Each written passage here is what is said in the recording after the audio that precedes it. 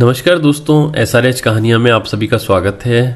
आज की कहानी का शीर्षक है अतिथि सेवी महाराज रंतिदेव। दोस्तों, इसी तरह की नई नई कहानियों के लिए हमारे चैनल SRH कहानियों को अवश्य सब्सक्राइब करें। महाराज संकृति के पुत्र महाराज रंतिदेव बड़े ही अतिथि सेवी थे। हम लोग यात्रा में थके भूखे प्यासे जब कोई घर देखकर वहां जाते हैं तो हमारे मन की क्या दशा होती है, यह तो यात्रा में जिसे कभी थककर कहीं जाना पड़ा हो उसे पता है। ऐसे अतिथि को बैठने के लिए आसन देना, मीठी बात कहकर उसका स्वागत करना, उसे हाथ पैर धोने तथा पीने का जल देना और हो सके तो भोजन कराना बड़े पुण्य का काम है। जो अपने घर आए अतिथि को फटकारता और निराश करके लौटा देता है, उसके सारे पुण्य नष्ट हो जाते हैं। महाराज रंतिदेव इतने बड़े अतिथि सेवी थे कि अतिथि की इच्छा को जानते ही उसकी इच्छित वस्तु उसे दे देते थे। उनके यहाँ रोज हजारों अतिथि आते थे।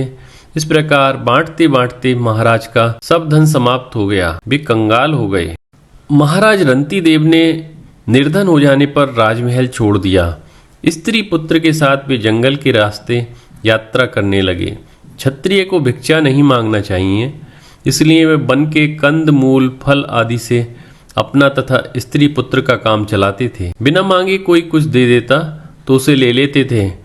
एक बार महाराज रंतिदेव चलते हुए ऐसे वन में पहुंचे जहां भोजन के योग्य कंद मूल फल तो क्या पत्ते भी नहीं थे। उस वन में जल का नाम नहीं था।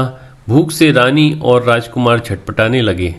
प्यास के मारे गला सूख गया। पूरे 48 दिन तक उन लोगों को एक बूंद जल तक भी नहीं मिला। 49वें दिन महाराज रंतिदेव उस वन के बाहर पहुंच गए थे। पास की किसी बस्ती के एक मनुष्य ने उन्हें आदर पूर्वक घी मिला खीर, हलवा और शीतल जल लाकर दिया। महाराज रंतिदेव ने बड़ी शांति से वह सब सामान लेकर भगवान को भोग लगाया। 48 दिन के उपवास से मरने को हो रहे महाराज के मन में उस समय भी यही दुख था कि जीवन में पहली बार आज किसी अतिथि को भोजन कराए बिना उन्हें भोजन करना पड़ेगा। उसी समय एक ब्राह्मण वहां आए। वे भूखे थे, उन्होंने भोजन मांगा। महाराज रंतिदेव बड़े प्रसन्न हुए। उन्होंने बड़े आदर से ब्राह्मण को भोजन कराया। जब ब्राह्मण भरपेट भोजन करके चले गए तब बचे सामान में से राजा ने स्त्री और पुत्र का भाग उन्हें बांट कर दे दिया।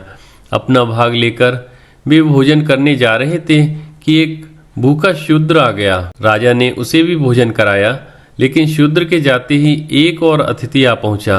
उसके पास कई कुत्ते थे। वे अतिथि और उसके कुत्ते भी भूखे थे।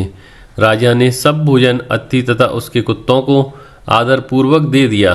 अब उनके पास थोड़ा सा पानी बच रहा था। राजा रंतिदेव के भाग्य में वे पानी भी नहीं था। प्यास के मारे उनके प्राण निकले जा रहे थे, किंतु जैसे ही वे पानी पीने चले एक चांडाल यह पुकारता पहुंचा, महाराज मैं चांडाल हूँ, प्यास से मेरे प्राण जा रहे हैं, 2 घूंट जल मुझे देने की कृपा कीजिए। महाराज रंतिदेव की आंखों में आंसू आ गए। उन्होंने भगवान से प्रार्थना की, प्रभु यदि मेरे इस जल दान का कुछ पुण्य हो तो इसका फल भी यही चाहता हूँ कि संसार के दुखी प्राणियों का दुख दूर हो जाए। बड़े प्रेम से उस चांडाल को महाराज ने वह बचा हुआ पानी भी पिला दिया। चांडाल के जाते ही महाराज रंतिदेव भूख प्यास के मारे मूर्छित होकर गिर पड़े। लेकिन उसी समय वहां भगवान ब्रह्मा, भगवान विष्णु तथा भगवान शंकर और धर्मराज प्रकट हो गए। ये देवता ही ब्राह्मण, शूद्र, कुत्ते से घिरे अतिथि तथा चांडाल बनकर रंतिदेव के पास आए थे।